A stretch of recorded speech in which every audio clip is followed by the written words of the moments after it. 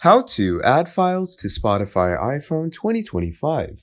In this video, what we're going to be doing is we're going to be talking about how you're going to be adding files to your Spotify in your iPhone. So what you're going to be doing is you're going to go over to your Spotify, and once we're over here, we're simply going to wait for our Spotify to load up. Now, once your Spotify loads up, you're simply going to go over to the top left section where it shows your profile. And once you click over to it, you're going to click on Settings and Privacy.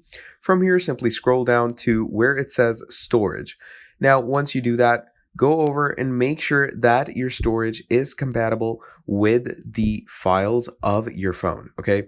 And once you've done all of that, simply make sure your local storage is accessible and your local files are in a safe space for the folder, okay? And once you've made that accessible for yourself, what's going to happen from there is you're simply going to be able to access any local files or any type of local storage from your phone, okay?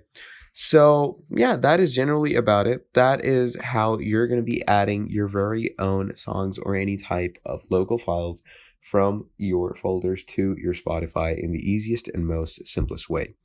And in the case you don't get the option to add your very own local files, what you can do in that case is go ahead and make sure to contact Spotify and let them know that you're not getting the accessibility to access local files in your Spotify, and they should fix it out for you. But yeah, generally that is the main idea about it.